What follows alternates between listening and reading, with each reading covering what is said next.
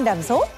오늘은요, 콧노래를 부르는 아주 즐거운 마음으로 문을 열어보겠습니다. 오늘 모실 고객님. 많이 많겠다. 혼나겠다. 자, 특유의 비음으로 2000년대 가요계를 씹어드신 분입니다. 나 풀어주고 싶어. 무려 여자 발라드 가수 최초 골든 디스크 와우. 대상을 수상하신 분. 그야말로 대단한 분입니다. 복 받은 코창력이죠. 제가 데뷔했던 해에 이분은 이미 대상을 수상하신 분이에요. 대선배님. 맞아요. 오늘 금쪽 상담소를 찾아주신 고객님 어떤 분인지 고객님 멘탈 케어룸으로 입장해 주세요.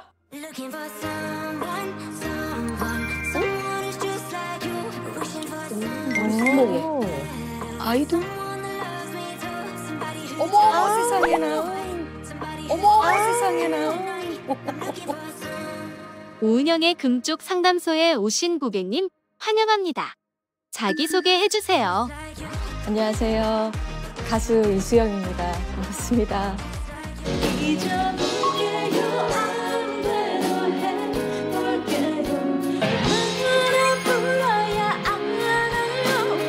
수천 번의 봄과 수천 번의 여름은 지나오고서도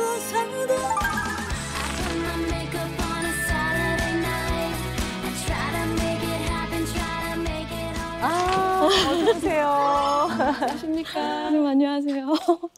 아우, 반갑습니다. 대상 출신 어머나. 우리 가요계 대선배님. 아니 왜 벌써 이렇게 그러니까 왜 아니, 왜 그니까요. 눈물을. 갱년기인가 봐.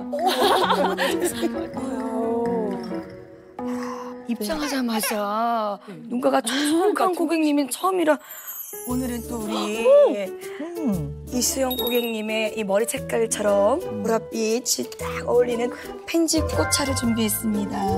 감사합니다. 네. 너무 오늘 좋아요. 너무 잘 어울리세요. 네, 너무 필요하면 언제든지 얘기하세요. 감사합니다. 네.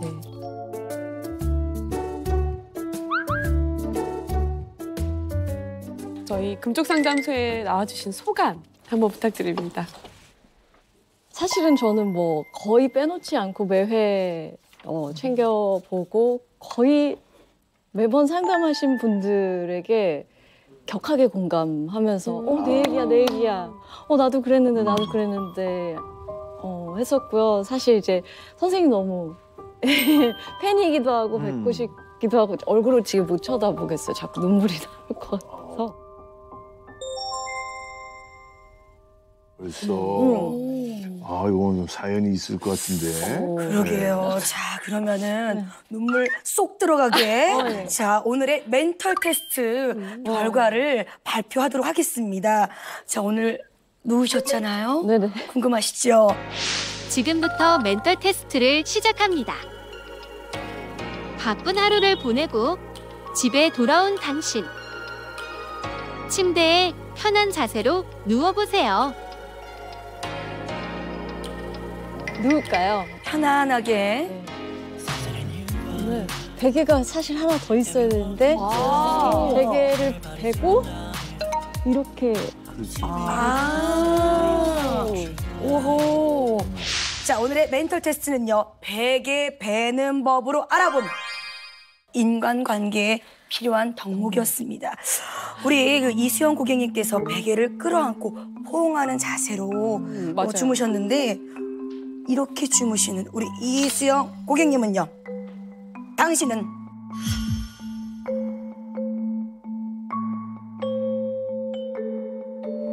주의 집중력을 키우는 자세가 필요합니다. 당신의 다소 가볍고 부산스러운 행동에 사람들이 당신을 피곤해합니다. 중요한 일에는 충동성을 줄이고 집중하는 모습을 보여주세요. 전혀 안 맞는데요? 전혀 안 맞는데요? 오늘 약간 느낌이 이상해. 단 한 번도 산만하다는 얘기를 들어본 적이 없는. 된 거예요. 한 번도 이런 적이 없잖아요. 나 이렇게 심리 테스트 한 번도 안 맞은 거 오늘이 처음이라서. 아, 그러면은 오늘 멘털 테스트는요, 인간관계에서 필요한 덕목을 다 갖춘 사람으로, 예, 마무리 짓도록 하겠습니다. 아니요, 근데 재밌었는데? 예? 한번 좀 들어봅시다. 다른 거. 예, 예. 근데 저는 예, 진짜 예. 가끔 사본으로도 자거든요. 베개 아래 이렇게? 팔을 놓고. 팔 놓고. 맞아요. 네. 가끔 이렇게도 자기도 해요. 네. 아, 당신은 모임에 있어 적극적이고 문제가 생기면 앞장서서 해결에 나섭니다. 전혀 안 맞네? 제가 모임이 없는 걸로 전혀 모임이 유명한데. 없는 분인데 저희가 끝나고 오늘 이제 방과후 네. 수업이 조금 있을 것 네, 같아요. 그래요. 아, 오랜만에 집합. 팀 집합 저희 이제 벌으세요. 대기실로 다 같이 모여서 잠깐 좀 다과회를 갖도록 하겠습니다.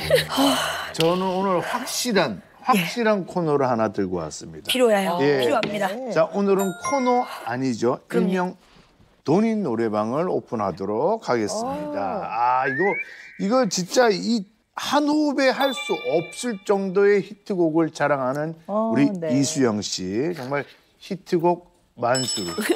예? 자, 갑니다. 히트곡 갑니다.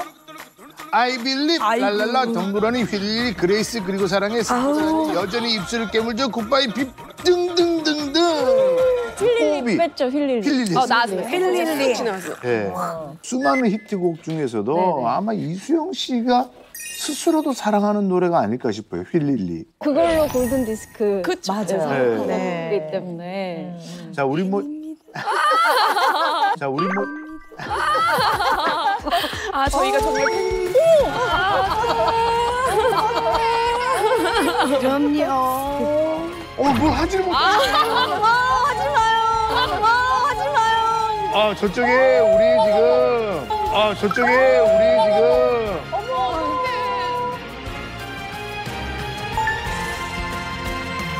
저것 때문에 오늘 멘탈 테스트가 약간 허접했군요. 아, 저거 준비하느라고. 아니, 그렇게라도 준비할 시간이 있으면 멘탈 테스트를 조금만 더 좀 신경 좀 써주시지. 어머, 내 마음을 녹여주는 당신은 꽃사슴. 진짜. 사랑해, 이수영. 자, 우리 수영 씨의 대표곡들을 한번 훑어주세요. 알빌리 한번 저 그 노래로 학창 시절에 남학생들한테 많이 불렀거든요.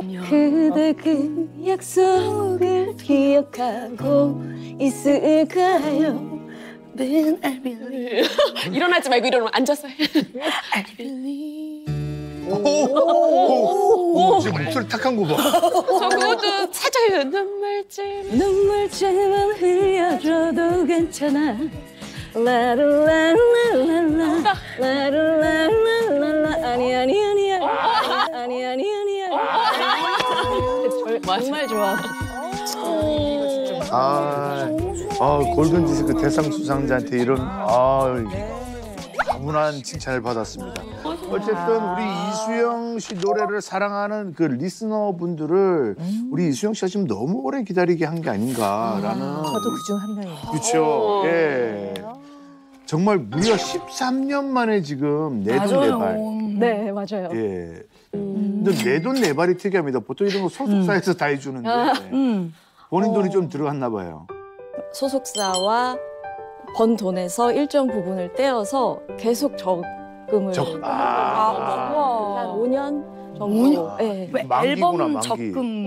앨범용 적금이죠. 앨범용 적금. 이번엔 만기 탔구나. 5년. 그래서 누구한테 돈을 빌려서 제작을 하는 것이 아니라 그냥 이제 제 음악을 하고 싶고 또 그래야 할 어떤 시기도 된 것 같아서 그렇게 돈을 조금씩 모아서 이제 좀 내도 되겠다 싶을 때쯤에 겨우 이제 발을 이렇게 들여본 거죠. 엄청난 정성이 들어가 있는 앨범이네요. 그러니까요. 그 5년간 얼마나 이 마음을 집약해서 차곡차곡 쌓아서 앨범을 준비하셨겠습니까? 그 마음이 느껴지네요.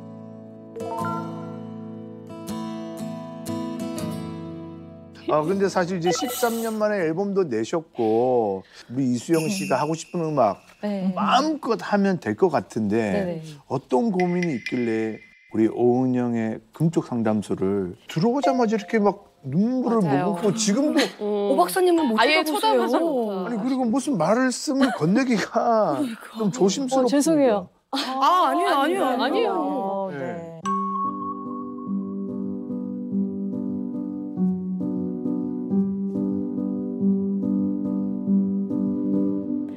가수로서의 삶이 저한테 안 맞아요. 저 너무 힘들어요. 사실은 가수인 게.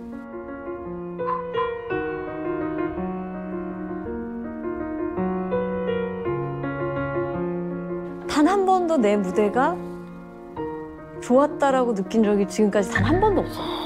단 한 번도 없어. 그리워서 몰래 한번 그 이름 부른 뒤 얼마나 울어야 알아요. 얼마나 커야 그때가 되나요. 심장이 터져 나갈 것 같고 죽을 것 같아요. 숨이 안 쉬어져요. 아니, 최고의 가수가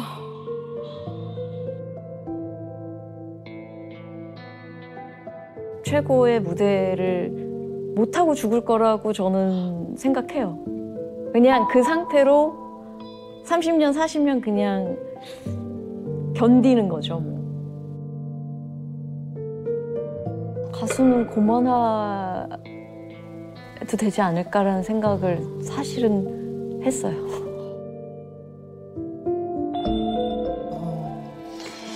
자, 24년 차 우리 가수 이수영 씨. 굉장히 너무 좀 놀랐어요. 예상치 못한 네. 고민거리인데요. 예. 쉽게 얘기하면 이런 거잖아요. 오 박사님께서 저는 상담하는 게 두려워요. 뭐 그런 느낌 아닌가요? 그럼 무대를 어떻게 오르세요?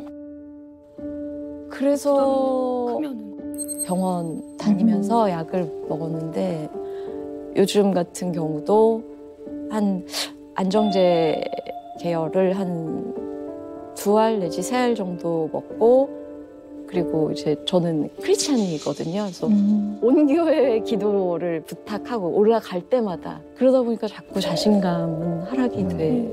네.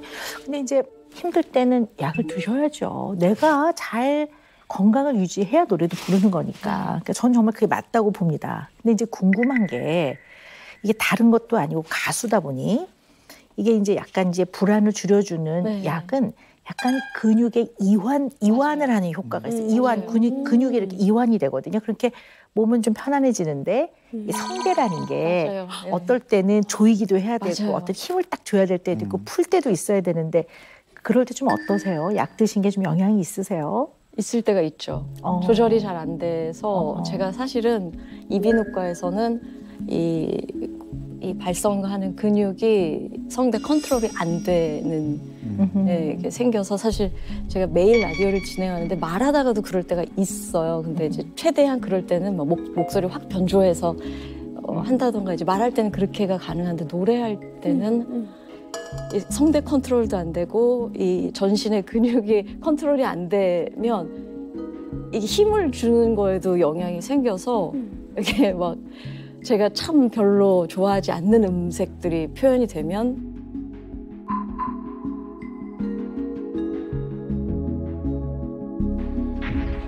어김없이 이제 댓글을 보게 되기도 해요.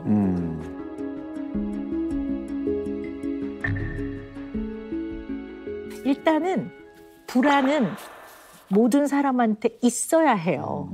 왜냐하면 불안이 없으면 나를 좀 못 지켜나가요.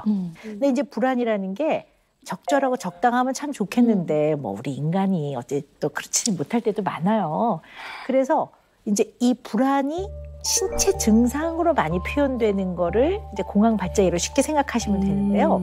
아, 쉬어야 되겠다고 탁 누웠어요. 그러니까 지금 현재는 너무나 편안한 상태고 아무런 위험과 위기가 없는 상태예요. 근데 확 누웠는데 뇌에서 잠깐 착각을 하는 거예요. 그래서 뇌에서는 위기야, 위기. 지금 100m 달리기, 100m 엄청 세게 달렸어. 이렇게 만약에 받아들인다면 심장에다가 잘못된 오류 명령을 내린단 말이에요. 빨리 뛰어, 심장아. 그럼 이제 심장은 이 명령을 받아서 누워있는데 갑자기 심장이 막 뛰면 이건 뭐지? 이러면서 죽을 것 같아. 그래서 공황 발작이 일어나면 약간 죽을 것 같은 공포감이 동반이 되고요. 이 공황 발작의 개념이 없었을 때는 증상 있는 분들이 굉장히 오해도 많이 받고 꾀병이라는 소리도 듣고 또 응급실에 또 막 실려가잖아요. 응급실 아무 문제 없어. 네, 그 얘기 들어볼까요? 우리 소영 씨. 응급실도 가보셨어요? 왜냐면은 네. 진짜 죽을 것 같은 거예요. 그냥 카페에서 그때 이기찬 씨랑 아무튼 커피 마시고 있었는 그런 갑자기 이게 나 지금 죽을 것 같아 해서 병원에 갔는데 뭐 심박수 정상이고 아무것도 없다는데 그럼 수액이라도 맞으시라고 했는데 수액을 꽂았는데 더 죽을 것 같은 거예요. 그래서 다 못 맞고 그냥 뛰쳐나왔었거든요. 근데 그때도 그게 공황발작인지 오래전이니까 몰랐고 지금 말씀하시는 거 들어보니까 제가 이미 20살 때부터 수도 없이 졸도를 했었거든요. 뭐 지하철이든 뭐 버스든 이런 데서 졸도한 적이 굉장히 많아가지고 제가 생각했던 것보다 더 일찍 시작됐을 수도 있겠구나 오늘 지금. 네. 사실은 이제 이 공황발작의 공황장애 개념이 없었을 때는 굉장히 위험한 어떤 검사나 이런 것도 반복적으로 하게 되죠. 저도 딱 2번 공황발작을 경험을 했어요. 저도 살면서. 근데 제가 경험한 2번은 아주 비슷했는데요. 한 번은 제가 레지던트 1년차 때인데 1년차 때는 정말 힘들거든요. 특히 3월 때는 뭐 정신없죠. 집에도 못 가고. 그런데 이제 그날이 입국식 날이었어요. 근데 제가 그 전날 제가 당직을 섰고 잠을 한 잠도 못 자고 그다음에 그 다음 날 너무 바빠서 식사를 하나도 못 했어요. 완전 공복에. 그래서 이제 저녁에 밥을 먹으러 간다고 탔는데 맨 뒷자리에 앉은 거예요. 또 멀미가 이제 나기 시작하는데 완전히 공복에 멀미가 나고 잠도 못 자고 그런 상태에서 차를 타고 가는데 완전히 샤워를 한 것처럼 땀이 비 오듯이 쏟는 거예요. 그래서 제 동기들이 야, 너 왜 그래? 그래. 야, 나 패닉 어택이 온다, 야. 그랬더니 그래? 또 우리 정신과 의사들 그래? 그러고 그리고 시간을 딱 봤더니 한 20분 정도면 괜찮아질 것 같은데 그러고 그냥 이렇게 땀을 쭉 흘리면서 이렇게 앉아 있었어요. 네. 이게 정신과 의사분들의 얘기니까 가능한 네. 거지. 근데 사실은 이제 공황발작은 공황장애는요 교육이 되게 중요해요. 이거를 아는 것이 굉장히 중요해요. 증상을 알아야 잘 대처하거든요. 그래서 시간을 보니까 한 20분 지나니까 옆에 동기들이 괜찮아? 괜찮아진 것 같은데? 그리고 그냥 가서 밥 먹었어요. 그래서 그게 처음 경험한 공황발작이라고 하죠. 공황발작이 있다고 다 공황장애가 되는 건 아니에요. 평생 살면서 가만히 생각해보면 그때 내가 좀 다리가 이렇게 무릎이 탁 꺾였던 뭐 어지러웠던 뭐 이런 게 다 있어요. 그래도 어쨌든 이 증상이 있을 때 우리는 언제나 증상을 치료를 통해 잘 낮추고 또 없어지면 너무 좋겠지만 그렇지 않더라도 내가 이걸 잘 다스리면서 삶에 영향을 많이 주지 않도록 같이 잘 달래면서 살아가는 것도 그리 나쁘진 않아요. 혹시 스스로 내가 공황장애가 왔나? 이렇게 알 수 있는 방법이 선생님 네, 있을까요? 있죠. 그래서 몇 가지 이제 어느 정도 해당되는가를 좀 한번 체크를 해보시면 도움이 될 것 같긴 하는데요. 심장이 마구 뛰거나 맥박이 아주 많이 빨라지는 느낌. 갑자기요? 네, 갑자기. 네, 숨이 가빠지거나 막힐 듯한 느낌. 가슴 부위에 통증이나 불쾌함. 메스꺼리거나 속이 불편함. 손발 등 몸이 떨림.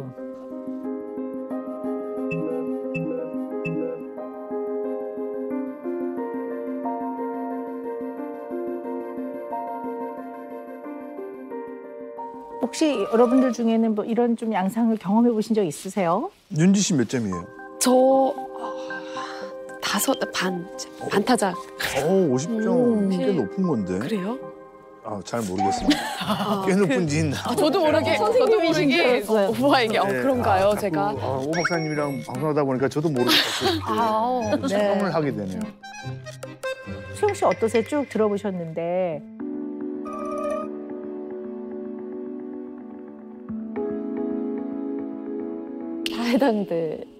다 해당돼 다 해당되세요. 100점이에요? 만점이시구나. 만점자가 나왔습니다. 만점, 예. 네. 그게 좋은 만점은 아니긴 하지만 어쨌든 그 중에서도 여러 가지 중에 이건 정말 내가 너무 괴로워요 하는 게 있다면 어떤 게 있을까요? 숨이 안 쉬어지는. 네. 그거는 화병인가 지금 생각도 들 만큼 제가 네네. 그러니까 가슴 답답한 증상은 항상 있어요. 더군다나 이제 가수는 호흡이 굉장히 중요하잖아요. 그러니까 이게 자꾸 신경이 쓰이기 시작하면 너무 불편하실 것 같아요. 왜냐면 호흡은 제가 늘 연습하는 거기 때문에 누구보다 자신 있는데 호흡이 이게 제가 또 요가도 오래 했기 때문에 여러 가지 호흡법을 쓸 줄 아는데 이게 제 마음대로 호흡이 안 되고 이 가슴이 편안해지기 위해서 온갖 운동과 치료를 받는데 되어지지 않으니까 굉장히 네. 왜 이런 거 있잖아요. 평소에는 괜찮은데 불안하거나 긴장하면 손이 떨리는 사람이 있거든요. 이렇게 해서 이렇게. 근데 또 긴장 안 했을 땐 또 괜찮아요. 그럼 이거는 손의 근육이나 손의 인대나 신경의 문제가 아니라 사실 이제 불안했을 때 나타나는 양상이거든요. 성대가 붙었다 떨어졌다 하는 것도 이것도 어떻게 보면 이제 아주 미세한 근육의 움직임이라고 볼 수가 있는데 이제 불안해지면 영향을 받는 거죠. 우리 지금 말씀하신 일을 제가 무대에서 겪었어요. 한번 들어볼까요? 경연 프로그램이 처음 생겼을 때 나가수? 무대 올라가서 걸어갈 때까지만 해도 괜찮았는데 딱 그 피아노에 손을 얹고 노래를 시작하려는 순간 아무것도 보이지도 않고 들리지도 않고 어떻게 했는지 모르고 끝나버렸어요. 하긴 하셨구나. 그냥 부르셨어요? 근데 지금 제가 그 영상 절대 못 보는 게 이 목소리가 다 흔들려가지고 이 자리를 빨리 벗어나고 싶지만 이 3분에서 5분은 내가 채워야 되니까 그러고 이제 겨우 내려왔었죠. 뭐 저는 이제 그 수영 씨가 못 본다는 그 영상을 저는 보고 왔어요. 정말요? 네. 그래서 우리 수영 씨한테 그걸 좀 같이 보자 그러면 굉장히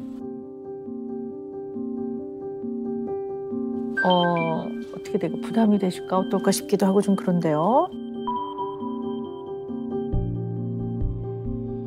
왜냐하면 그걸 좀 보고 수영 씨가 좀 그때 어떤 상태였고 하는 걸 좀 설명을 잘 드려야 될 것 같아요. 근데 너무 힘드시면 눈을 좀 감으셔도 되고요. 네, 어쨌든 우리가 수영 씨가 너무 힘들어했던 그 장면을 좀 같이 보고 좀 진지하게 나눠야 될 것 같아요. 근데 되게 조심스러워요. 왜냐면 너무 힘들어하시는 그런 상황이었기 때문에 이걸 어떻게 해야 될까 하는데 우리 수영 씨 괜찮으시나요? 네.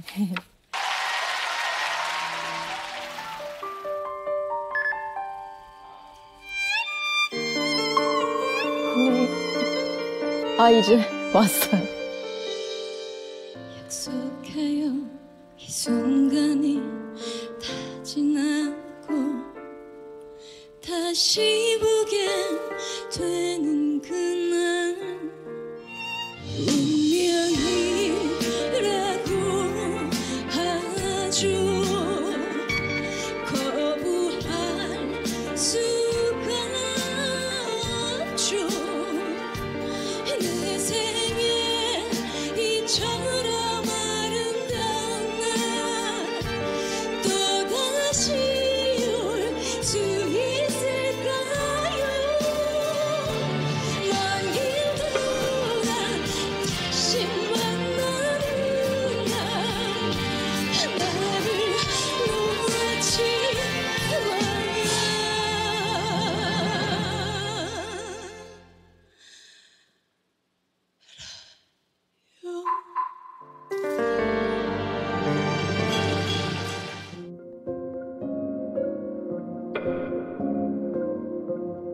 그날 이후로 지금 처음 보신 거죠?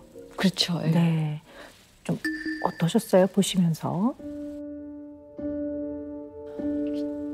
사람들이 이해를 해줄까?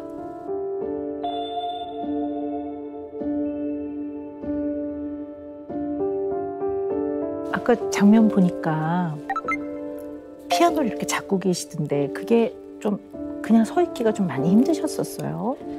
좀 의지가 되더라고요. 정말 막 몇천 번을 부른 나의 노래인데 어떨 때는 가사 기억 안 날 때 있으세요? 그런 적이 있어요. 제 곡 중에 덩그러니라는 곡이 있는데 뭐 워낙에 곡도 어렵고 가사도 또 좀 어려워요. 템포도 빠르게 흘러가고 그래서 한 무대에서 한 4번을 넘게 틀렸는데 한 번 기억이 안 나니까 계속 당황하니까 그 노래를 결국 못 부르고 그냥 다른 노래를 부르겠다고 양해를 구하고 그래서 그 노래를 못 불러요. 아직까지.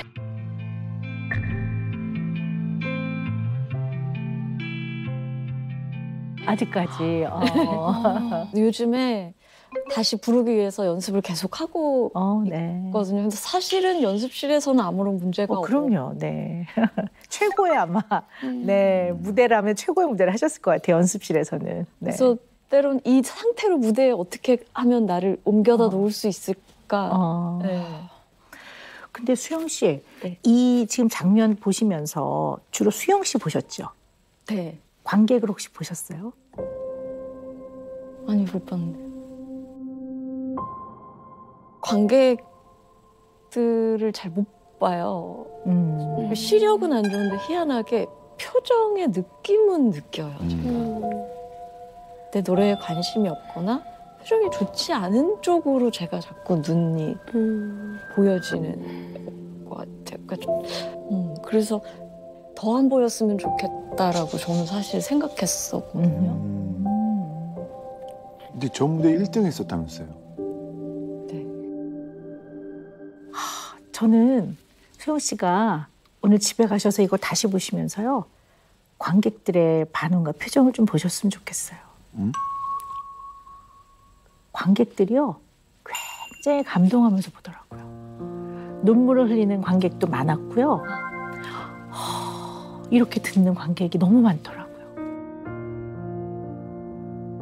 제가 어떤 얘기를 드리고 싶으냐면요. 사람은 노래를 통해서 감동을 받아요. 관객은 수영 씨의 그 호흡과 떨리는 그 느낌마저 다 전달을 받거든요. 물론 그거의 해석은 관객 나름이에요. 관객이 자기의 살아온 삶과 자기 현재의 아픔을 그 가수가 부르는 노래에서 섞여 나오는 호흡과 떨림에 본인이 그거를 주관적으로 해석하는 거예요.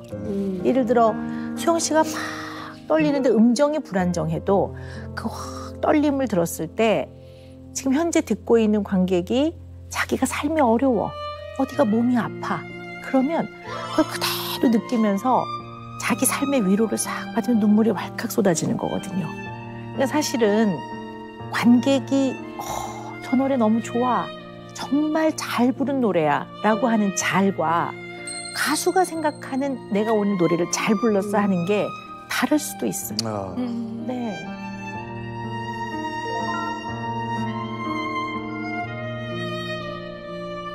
그래서 아마 관객이 준 점수였을 거예요. 네, 네, 맞아요. 네. 네. 근데 이제 이야기를 쭉 들어보니까요.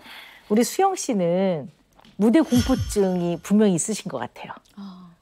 근데 많은 분들이 무대 공포증 그러면 무대에 올라서는 사람들에게만 해당되는 일이라고 생각을 하시더라고요. 근데 우리가 누군가 앞에서 내가 해야 되는 것들을 수행을 할 때 다른 사람이 이렇게 쳐다보고 있으면 그거에 대한 평가와 또 여러 가지 것들 때문에 이제 긴장이 되고 어깨가 무거워지고 이제 중압감 때문에 이제 불안이 높아지면서 다양한 불안 반응이 나오는 거거든요. 그러니까 막 쓰러질 것 같기도 하고 어떨 때는 성대가 이게 미세한 근육에 영향을 주니까 이제 성대가 막 떨리기도 하고 이제 이런 양상들이 있는 거죠. 그래서 안 불안할 때는 너무 잘하실 것 같아요, 노래를. 엄청. 꾀꼬리죠. 꾀꼬리죠. 그럴 것 같아요. 나만 알아. 네. 선생님 그게 그러면 저 무대 공포증이랑 그 골프 선수들이 입스 왔다 그러잖아요. 그거랑은 좀 다른 겁니까? 네, 그런 거 비슷한 거죠. 네. 저는 이제 누구라고 말씀은 제가 안 드리는데요. 굉장히 축구를 잘하시는 우리 국가대표까지 하셨는데 중요한 그 경기 때만 잘 안 돼. 근데 그러지 않은 데서는 기가 막힌 골을 넣으세요. 너무 안타까운 거예요. 이분이 수행 불안이 전 높다고 보는 거거든요. 수행. 네, 수행을 해낼 때 확 불안이 높아지면 골프 선수들 같은 경우는 막 입스 왔다. 네, 그리고 막 그러더라고요. 뒷땅 치고 뒷땅 치고 막 네, 막. 헛 스윙하고 네. 그럴 수도 있다고 보는 거죠.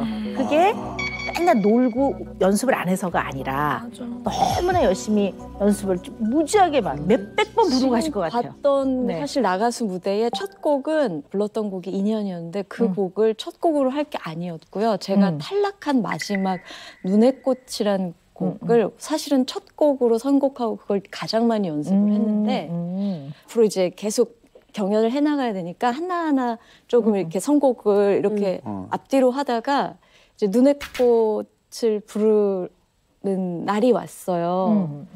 그때는 선호도 조사라는 게 있었어요. 각 가수가 어떤 노래를 불렀을 때 가장 기대되나요? 했는데 제가 1등을 한 거예요. 그 선호도 1위라는 걸 듣는 순간 근데 저는 그날 노래를 완전히 망치고 부담감이. 이 곡을 내가 잘 부를 거라고 사람들이 다 기대한 그리고 그날 탈락. 그랬구나. 네. 제가 수행 불안이 네, 수행 불안. 근데 뭐 다 조금씩은 있으니까 네, 그리고 더 잘해야 되는 어떤 자리 네. 그리고 굉장히 나한테 중요한 그런 자리일수록 사람이 더 긴장하죠. 그러니까 불안이라는 거는 아무렇지도 않고 전혀 뭐 중요하지도 않은 건 덜 불안해요.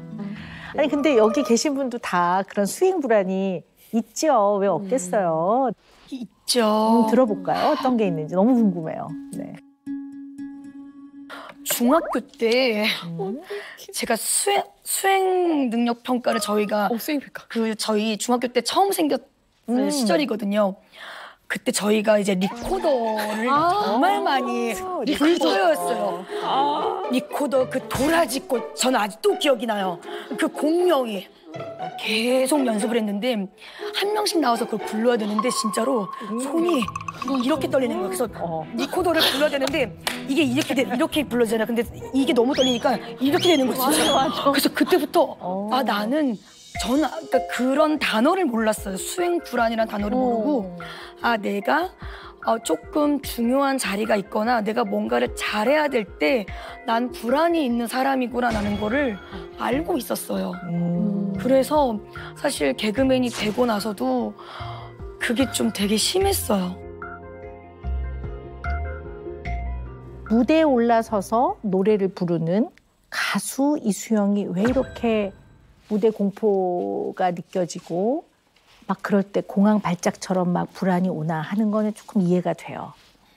근데 어떤 사람은 무대를 딱 떠나면 아주 편안한 사람도 있는데 수영 씨는 편하긴 하지만 그래도 기본적으로 쭉 깔려있는 긴장과 불안감이 일상생활에도 있으신 것 같아요. 네. 우리 수영 씨 인생에서 어떤 그러한 늘 위기감 또는 어려움 이런 게 있었는지도 좀 파악을 해볼 필요가 있다고 봐요. 아무래도 저는 너무 일찍 부모님들이 이렇게 돌아가시기도 했고 또 항상 밥도 제가 챙겨야 됐고 막내 같은 경우는 제가 등에 업고 막 방을 닦았던 기억도 있어요. 몽실이네, 몽실. 동생이랑 이렇게 언덕진 곳에 지금 나람이라고 하는 정붐이 이렇게 막 메고 내려왔던 기억도 있고 막 남동생이 이렇게 미끄럼틀에서 이렇게 떨어져가지고 막 실명할 뻔한 이런 모든 상황에 다 이제 제가 어른의 역할을 했었어야 됐어요. 그래서 이렇게 편안하게 발 뻗고 내 공간, 내 오롯이 나만을 위한 이런 것들을 한 번도 못 누렸고 그게 잘 안 돼요, 지금도. 저만을 위한 시간을 가지는 게 굉장히 죄스럽게 느껴져요.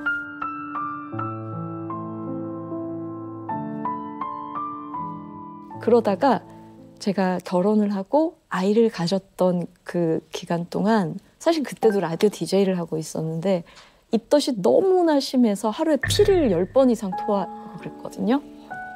어쩔 수 없이 그만두게 됐어요. 이게 목소리도 나오지도 않고 그리고 아기가 위험하다는 진단이 나와서 제가 어쩔 수 없이 그만두고 한 7개월부터 아기 낳을 때까지 세상에서 가장 행복했던 것 같아요.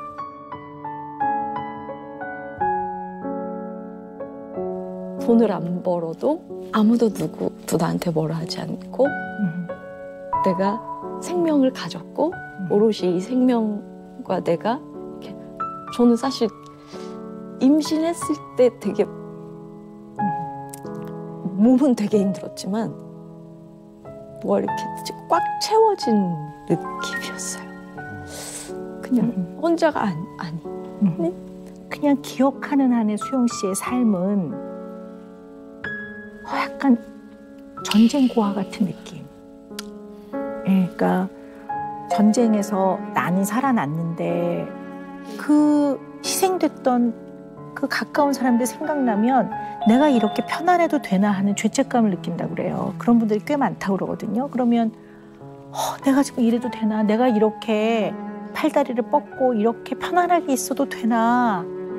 내가 이렇게 되는 거는 그들에게 너무 내가 죄를 짓는 거 아닌가? 이러면서 그나마 가수로서 성공하고 그래도 좀 경제적으로 안정이 됐을 때도 뭔가 늘 자신을 혹독한 상태로 만들지 않으면 죄를 짓는 것 같은 그런 적절하지 않은 죄책감을 계속 느꼈을 것 같아요. 저는 그 수영 씨의 내면이 좀 이해가 돼요. 얼마나 힘들었을까 하는 거.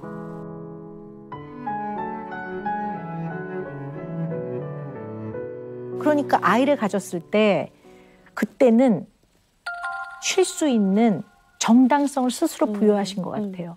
어느 누구도 아무도 뭐라고는 안 하지만 그래 나는 임신했으니까 몸이 무거우니까 이러면서 본인이 쉬는 그 시간을 자기 스스로 이 시간만큼은 내가 쉬는 게 당연하지, 정당하지 이렇게 느끼면서 그 시간을 굉장히 편안하게 행복하게 지내셨던 것 같아요.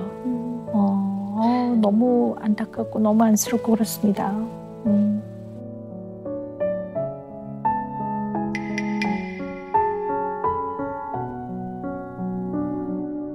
관계가 훨씬 우선이에요. 네. 고등학교 때 독서실에 갔더니 제가 저를 향해서 다 되게 무서운 눈을 하고 있는 거예요. 제가 거지 같다고. 친구 한 명이 이제 사줬는데 고마워할 줄 모르고 되게 자기 거 자꾸 뺏어 먹는다고 왜곡해서 이야기해서 그래서 제가 그때 어떻게 행동했냐면은 그 독서실에 있는 친구들한테 거의 무릎을 꿇다시피 하면서 울면서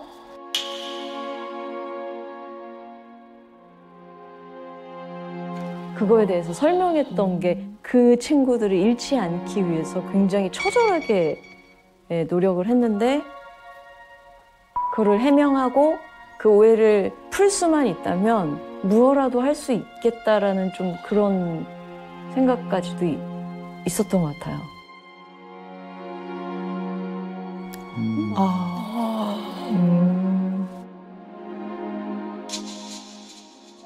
너무 가슴 아프죠? 네.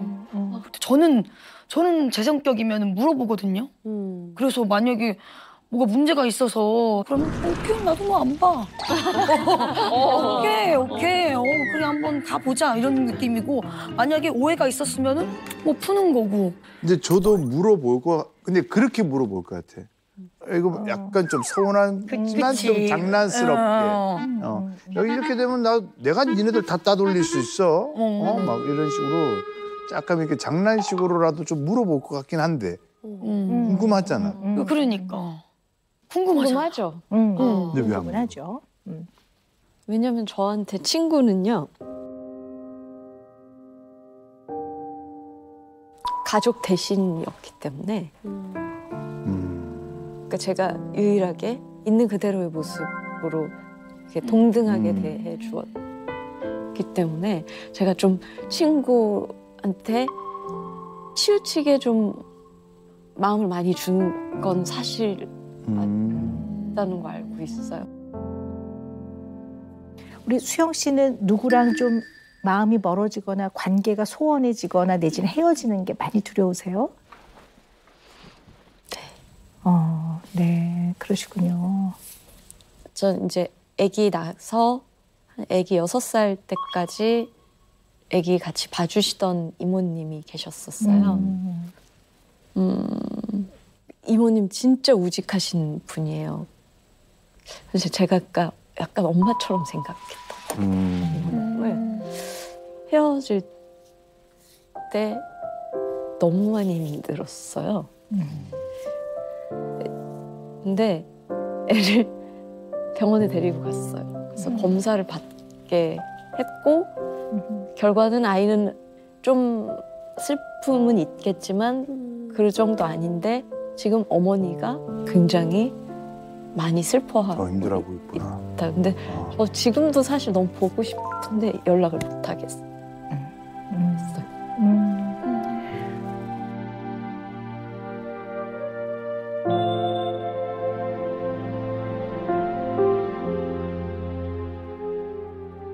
가깝게 지냈던 사람이랑 헤어지면 늘 마음이 좀 아프고 그립고 그렇죠. 네. 네, 그래서 내가 상당히 중요한 대상자를 생각할 때는 마음에 거리가 생기는 거, 관계가 멀어지는 걸 굉장히 내가 두려워하는구나. 그리고 이걸 거의 상실로 받아들이고 되게 슬퍼하는구나. 이런 걸 좀 잘 알고 계셔야 될 것 같고 이것이 이제 결국은 배우자와 아이와의 인간관계도 영향을 주죠.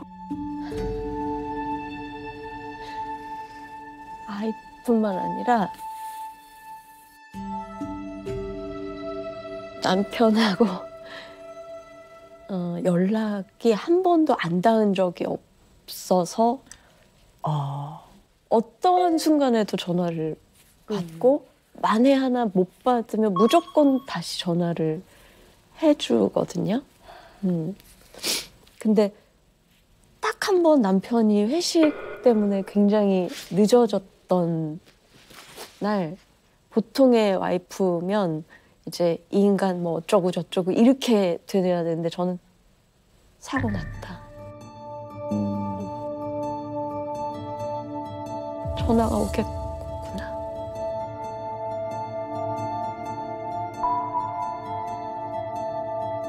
이 생각이 먼저 들고 정말 계속 전화를 했고 알고 봤더니 이제 휴대폰 배터리가 제가 또 너무 전화를 하니까 얼마 안 있어서 들어오고 이제 남편은 영문도 모르고 제가 막 엉엉 울고 막 이러니까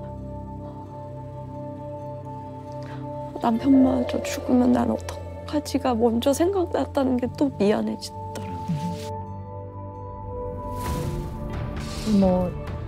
중요한 사람 내지는 오래 관계를 맺어온 의미 있는 사람과 약간 헤어진다든가 또는 관계가 조금 멀어진다든가 눈앞에 보이지 않을 때 아주 막 상실과 거의 이 사람을 하늘나라를 떠나보내는 것 같은 동일한 심정으로 막 슬프고 불안하고 마음이 안 놓이고 이런 것이 약간 분리불안 같은 네, 양상이거든요. 그래서 이 분리불안이 있으면 보통 이제 아이들만 분리불안이 있다고 생각하지만 성인도 나와 굉장히 중요한 대상, 특히 애착 관계인 대상이 내 눈앞에 보이지 않을 때 불안한 이런 분리불안 양상도 있을 수 있어요. 이거를 잘 알고 계셔야 돼요. 왜냐하면 이 불안이 더 많아지면 거의 공포 수준이거든요. 그러니까 남편이 연락이 안 되면 거의 공포를 느끼시는 것 같아요. 네. 그럼 우리 수영 씨는 인생에 있어서 공포, 불안을 넘어선 너무 공포스러운 어떤 기억이 있을까요? 전화인데요.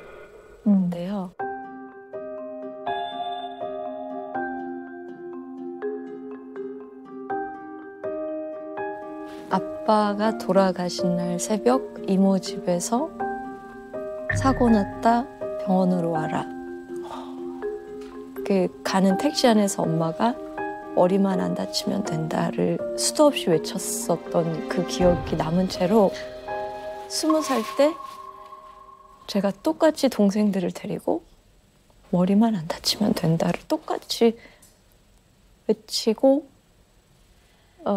엄마가 있는 병원의 복도에서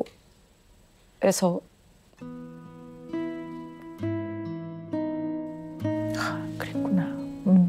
네. 아직 혹시 살아 있을까라는 네, 그 희망이 무너졌을 때. 네. 그래서 한동안은 장례식을 못 갔었어요. 장례식장 자체가 저는 그냥 그 글자만 봐도 막 숨도 안 쉬어지고 괴롭고 그랬었어요. 네.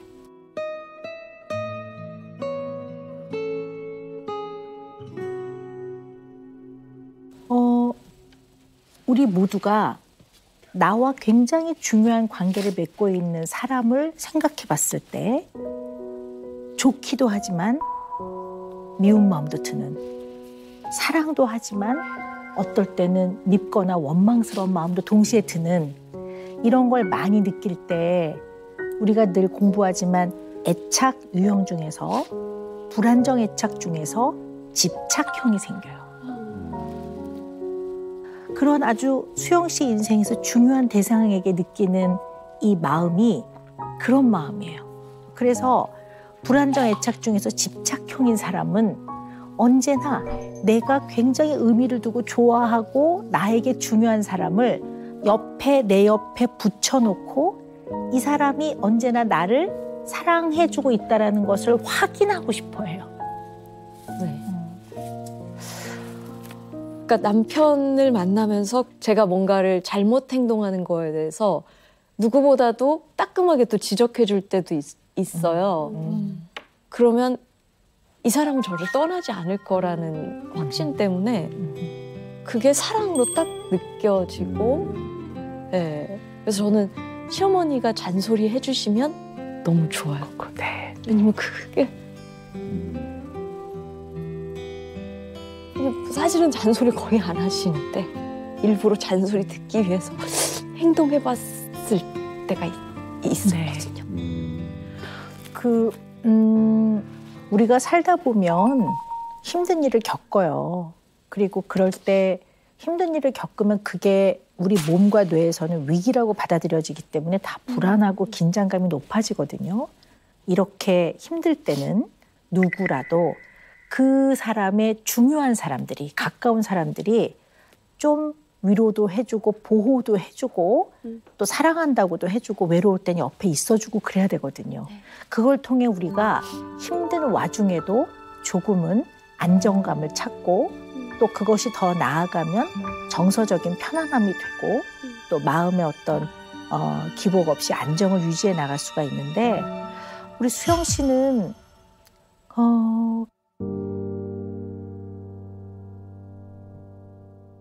잠깐이라도 이렇게 편안함을 느낀다든가 정서적 안정감을 느끼는 경험이 정말 많지 않으셨던 것 같아요. 책임감도 굉장히 강하시고 또 다른 사람의 입장이나 마음을 이해하는 능력도 굉장히 좋으신 것 같아요. 그러니까 사실 더 힘들지. 남이 어떻게 되던 말던이 아니라 언제나 이렇지 않을까? 이러니까 더 마음이 좀 힘든 면도 있는 것 같아요. 모르겠어요. 제가 말씀하신 대로 그 애도의 기간에 애도할 겨를이 없었어요. 너무 어렸을 때와 또 저는 엄마가 돌아가시자마자 이제 바로 가수의 길로 접어들었고 눈물 흘릴 새가 없이 달려왔었기 때문에 네. 어머니하고 굉장히 좋았던 기억도 있으실 것 같아요. 생각해보면 그때 엄마랑 너무 좋았지, 행복했던 기억도 있으실 것 같아요. 한번 들어볼까요? 워낙 오래된 일이라 제가 정확한 기록인지 모르겠지만 그냥 동생들 없을 때 엄마랑 뭐 같이 밥 먹고 그때 한창 스티커 사진 유행했었는데 엄마랑 둘이 스티커 사진 찍었던 걸 엄마가 엄마 휴대폰에 이렇게 붙여놨었어요.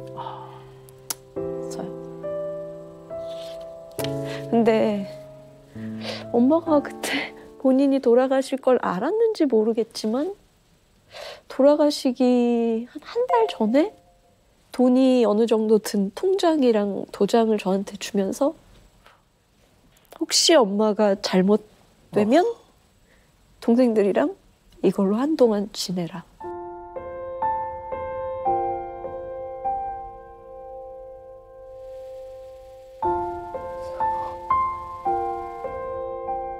근데 그게 진짜 그렇게 됐거든요.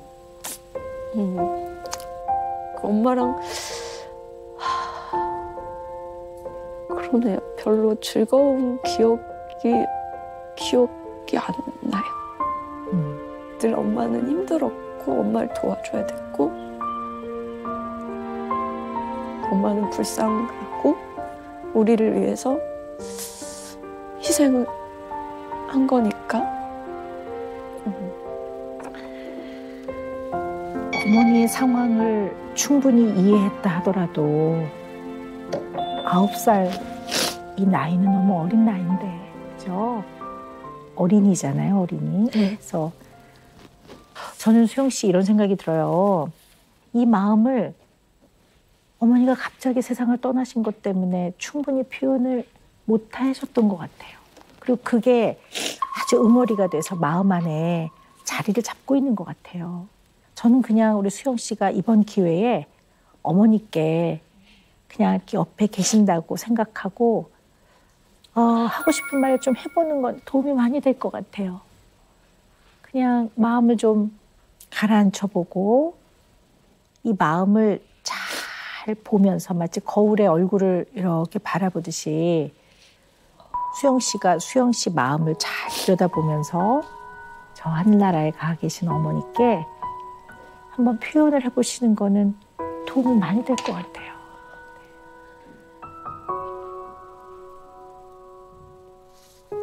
불러본 적이 너무 오래돼서. 네.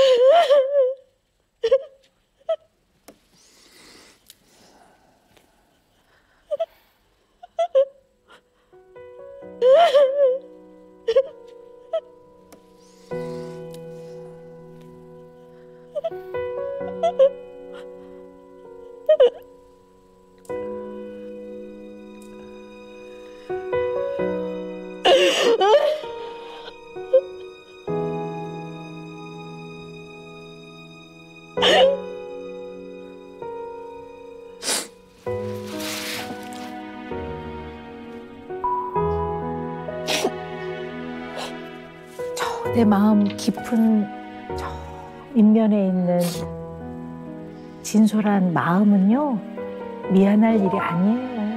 수영 씨, 괜찮은 겁니다. 그리고 이런 감정은, 진짜 감정은 굉장히 소중하고 귀한 겁니다.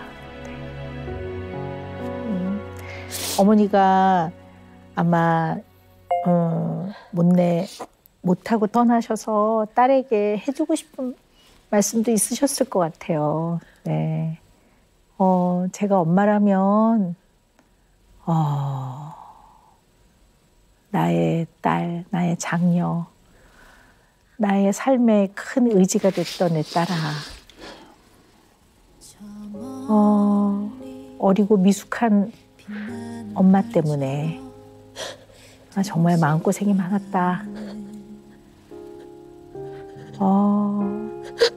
그냥 고마웠다는 말을 꼭 너에게 해주고 싶다. 정말 고마웠다. 그리고 정말 진심으로 사랑한다.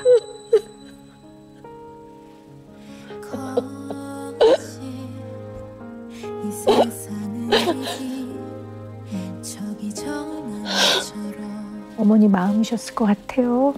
수영 씨. 잘할 수 있다고 잘하고 있다고 보이지 않았던 수영 씨한테는 남편과 아이가 정말 뭐라고 표현해야 될지 모르겠어요. 네, 너무나 소중한 존재이고 수영 씨가 살아가는데 가장 큰 의미인 것 같아요. 그래서 남편하고 아이하고 수영 씨 살아왔던 옛날 이야기 많이 나누세요. 왜냐하면 가족은 그런 이야기도 나누는 사이인 거예요. 좋은 얘기만 나누는 게 아니고요.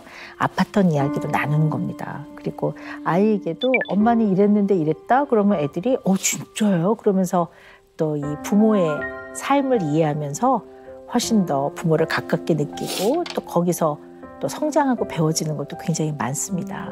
그래서 그런 얘기 많이 나누세요. 네. 저는요, 이 수영 씨한테 있어서의 노래는 뭘까요? 행복, 기쁨, 위로, 또 편안함, 위안 이런 거였는데 이 노래를 업으로 하는 가수가 돼서는 생업이자 가수로서 성공을 해야 동생을 돌볼 수 있고 이런 마음을 가지셨기 때문에 그 행복한 노래를 하시면서도 어떨 때는 긴장되셨던 것 같아요. 그래서 수영 씨한테 제일 필요한 거는 네, 편안하게 노래를 해보는 경험이거든요.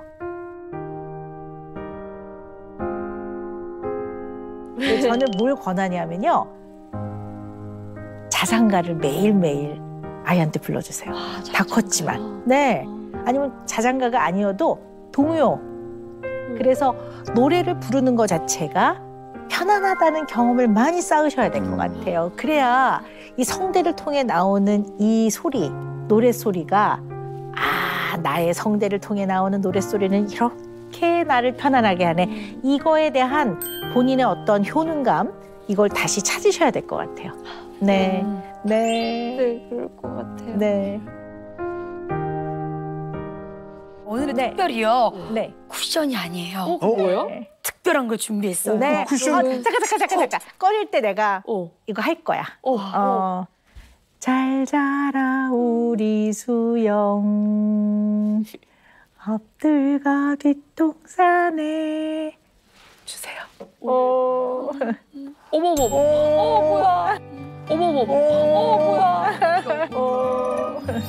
어머머머. 뭐야. 불안할 때 이렇게 좀 안고 계시고. 네. 이게 얼굴 저예요? 아니에요. 선생님이에요. 선생님이에요. 뒤집어 보세요. 깜짝 놀랐잖아요. 박사님이. 뒤집어 보셔서 그래요. 오늘 정말 이수영 씨 데뷔 24년 만에 가장 많은 눈물을 쏟은 예. 제가 잘 직면하지 못했거나 깨닫지 못했던 것들을 너무 선생님이 마음을 읽어주셔서 너무 큰 위로를 받았고 처음으로 그냥 편안하게 네. 얘기할 수 있었던 것 같아요. 네. 이런 자리 진짜 뭐 박사님도 그러시지만 여기 계신 모든 분들이 진짜 너무 사람 살리는 좋은 일을 하시는 거라고 저는 생각해서 네, 너무 감사드리고 혹여나 저랑 이렇게 같은 아픔을 공유하시는 분들에게 같은 위로가 제가 그랬듯이 또 그런 한 부분에 쓰임 받았으면 좋겠다 또 이런 생각이 들었어요. 네. 오늘 밤부터는 부디 네. 잘 자. 왜 이렇게 다르죠? 느낌이. 살아나네. 미안하. 네. 노래 이어지기 전에 클로징 하겠습니다. 예. 세상 속 모든 고민 속 시원하게 풀어드리겠습니다. 오은영의 금쪽 상담소로 많이 놀러 오세요. 자, 놀러 오세요.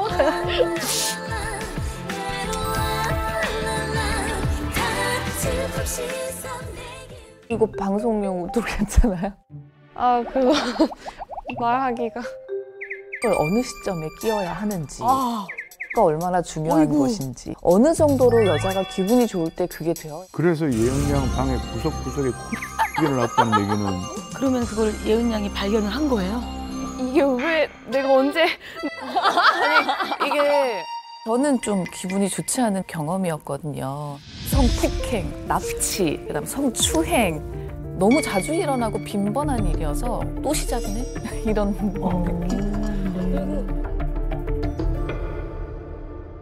적극적으로 딸과 그런 대화를 시도하고자 하는 의도와 자세는 너무 좋은데 그 성에 대해서 잘못된 인식을 무의식적으로 서로 조금 채널 A